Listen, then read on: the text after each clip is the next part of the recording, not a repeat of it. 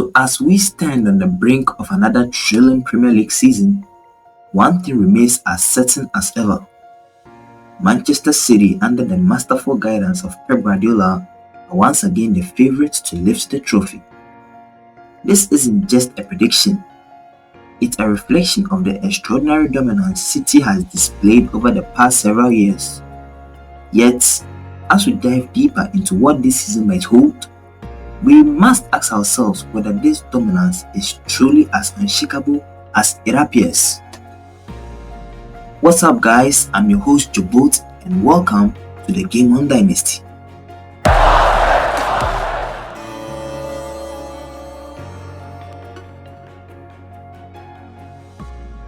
Before we begin, be sure to tap that subscribe button. Let's delve right in. So let me take you back for a moment to Guardiola's first season with Manchester City in the 2017 season. The bookmakers had City as the favourite then too, even though that campaign was far from smooth. It was a season where Claudio Bravo was the first choice in goal, and Bakary Sagna and Gal Clichy were experimenting as invented fullbacks. Despite these challenges, and even with City finishing full 15 points behind Chelsea, they still began that season as the team to beat. This pattern has repeated almost every year since, with City winning in 6 of Guardiola's 8 seasons. The bookmakers, it turns out, were rarely wrong. So where does that leave us as we approach the 2025 season? According to ESPN's best current odds, Manchester City has a 47.6% chance of winning the Premier League.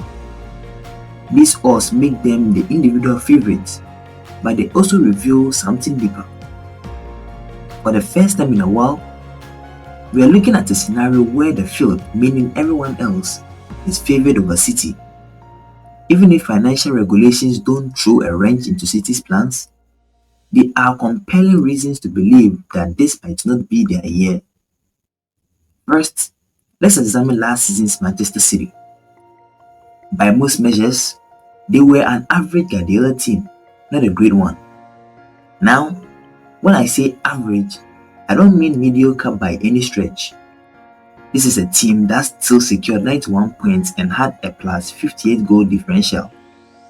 But those numbers were the 5th and 4th worst marks of Guardiola's tenure at Manchester City. Over the past 2 seasons, their points and goal stats have been remarkably similar.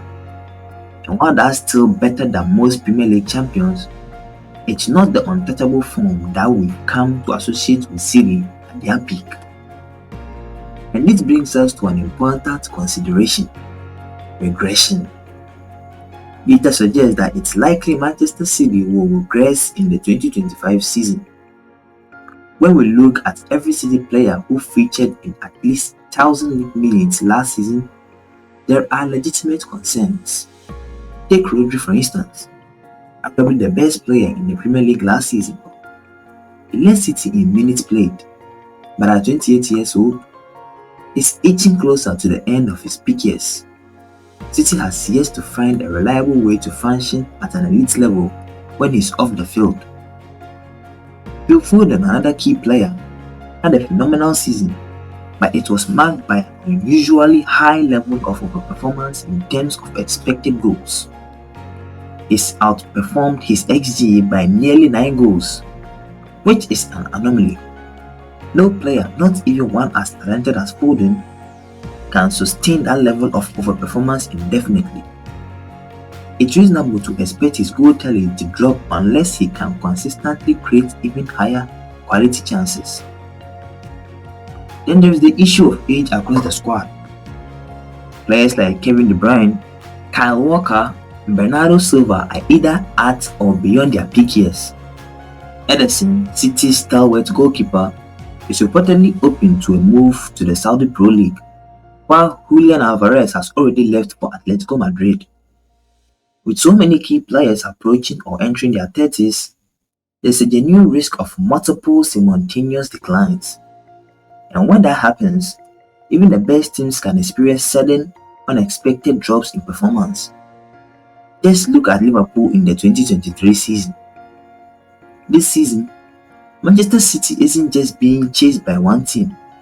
They've got two serious contenders in Arsenal and Liverpool.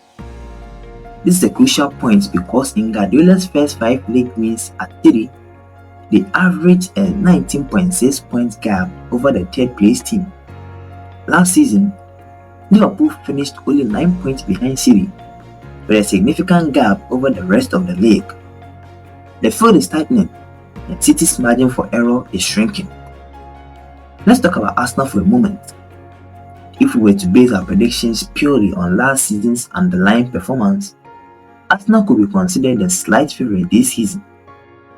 They led the league in a just per game goal differential, a metric that blends XG and actual goals to predict future performance. For the first time in Guardiola's era, City didn't stop this crucial start. That alone gives us a pulse.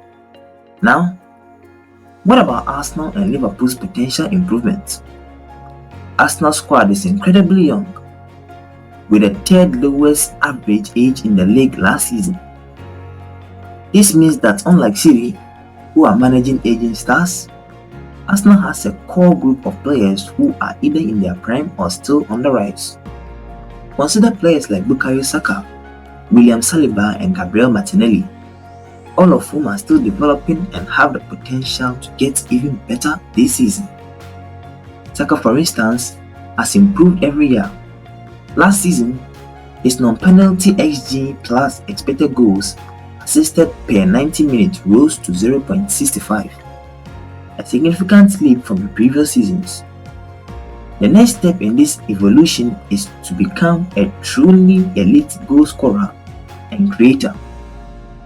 If this is the season where that happens, Arsenal will be even more formidable. Liverpool too is poised for a resurgence. They've brought in young, dynamic players like Dominic Szoboszlai and Darwin Núñez, both of whom have the potential to become stars. And let's not forget the injuries that plagued Liverpool last season. Fewer injuries, combined with the development of their young talents, would easily propel them back into title contention. In addition, Arsenal has bolstered their squad with key signings like Jurriën Timber and Ricardo Calafiori, addressing crucial positions that needed depth and flexibility. Liverpool, while still looking to fill a gap in defensive midfield, has shown a clear intent to strengthen their squad. This move suggests that both Arsenal and Liverpool have not only closed the gap on City, but may have been surpassed them in certain areas. Given the choice between Manchester City and the combined might of Arsenal and Liverpool, I'm inclined to put my faith in the latter. This could very well be the season where City's reign is finally challenged in a way that hasn't been in years. And that's what makes this season so exciting. This is where we wrap up on today's Game on Dynasty, my folks. What do you make of today's video? Is City really going to lose out on the Premier League this season? Let me know your thoughts in the comment section below. As always, don't forget to like, share, and subscribe to my channel for more amazing content I keep bringing up. Until we meet again, this, as always, is the Game on Dynasty, signing off.